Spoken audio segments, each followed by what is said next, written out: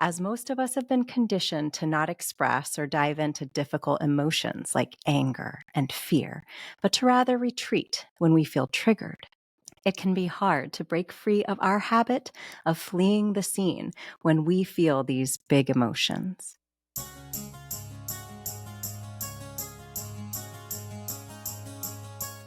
Hello, everyone. I'm your host, Dr. Shafer of Talks with Dr. Shafer.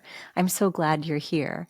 I'm a physician, mom, life coach, musician, author, publisher, and I am passionate about storytelling as a tool to help you reclaim your story and build your most beautiful future. Today, I want to talk about fear of rejection. Your fear of rejection is holding you back. It's a self-fulfilling prophecy. Here on Talks with Dr. Shafer, we talk a lot about being triggered, as most of us have been conditioned to not express or dive into difficult emotions like anger and fear, but to rather retreat when we feel triggered. It can be hard to break free of our habit of fleeing the scene when we feel these big emotions.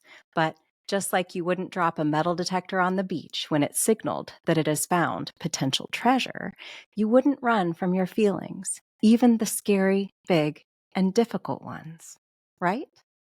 Well, when we feel triggered, it is activating the same part of our nervous system that is activated when we experience something we actually need to get away from for our safety.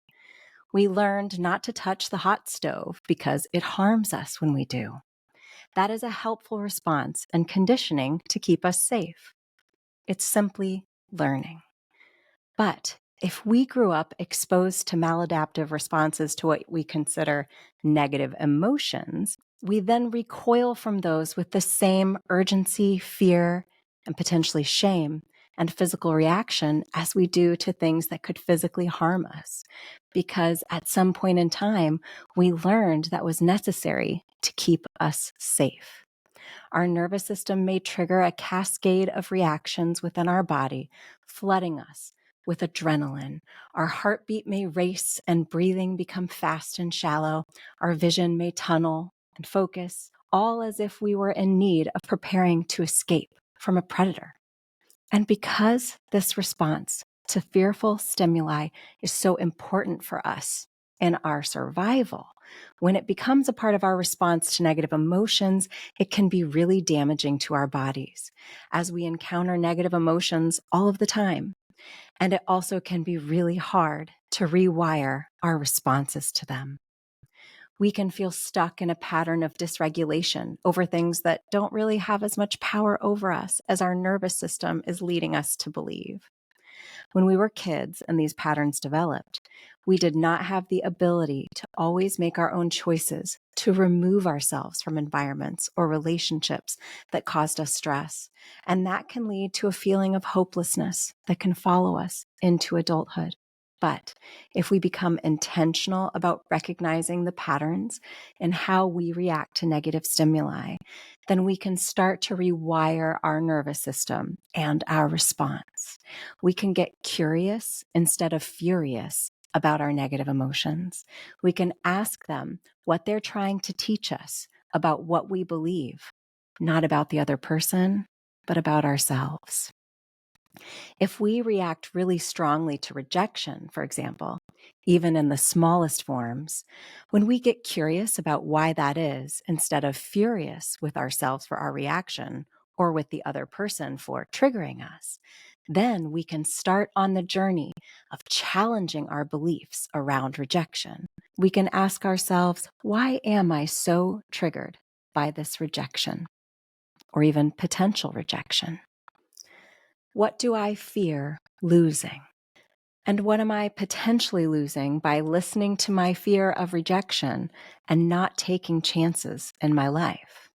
If I am so afraid that I will be rejected if I apply for a new position or a raise at my job, for example, does that serve me? Or does it keep me playing small?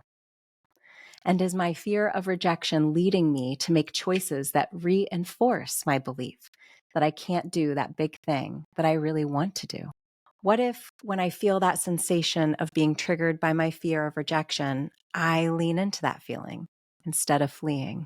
What if I ask myself, What do you fear now? Let's go through a little exercise and ask these questions. What do you fear now? Rejection. I fear that they won't give me the job. Okay. I fear that they won't give me the job. Follow-up question. What happens if I don't ask for the job? Well, I'll never get the job. Okay. So if I listen to my fear of rejection, the outcome will be that the thing I fear will happen. I won't get the job because I didn't ask for the job, because I was afraid I wouldn't get the job. When I say it out loud, I realize that's not taking me anywhere. But if I tried not listening to my fear of rejection and I were to focus on changing my momentum, what is the worst thing that could happen? Well, the worst thing that could happen is what will happen if I do nothing. I won't get the job. But what is the best thing that could happen? I could get that promotion. I could get that raise. And what would that mean for me? What is my goal beyond the immediate goal? Perhaps the promotion will allow me to lean into creativity and leadership in the workplace, something that I value. Or the raise will give me more control over my time because I can reinvest that money into things that help me with time management, like having my groceries delivered or getting help with tasks around the home that don't bring me joy, but take away from the time I have with the people and the activities that I truly love. We have a lot to lose if we listen to our fears, and we have so much to gain by challenging them and by doing the mindset work to understand what is behind those fears. Once we understand what is driving our fears, we are back in the driver's seat of our lives. Instead of being controlled by our emotions, when we are curious about them, we learn how to navigate them and how to essentially ride life's waves rather than be pulled down below the waterline when things get choppy. What do you find to be triggering for you and your life? And what questions can you ask yourself to better understand the why behind them and start rewiring your responses to what triggers you? What opportunities are there in your routine to take steps toward your goals if we remove some of the invisible barriers that have been in your way in your mind? I would love to hear about your triggers and the steps you are committing to take to regain control over your nervous system and your life. Thank you for being here, storytellers, and for sharing this time with me. Please subscribe to the show, Talks with Dr. Shafer, so that you don't miss the inspiring upcoming guest episodes where amazing guests share with us how they have overcome life's challenges to reclaim their stories and how they are building a beautiful life and future. And join me for the solo talks like today's, where we dive deep into important topics that help us reclaim our own stories and build a mindset that works for us, not against us. Stay safe and take care. I'll talk to you soon.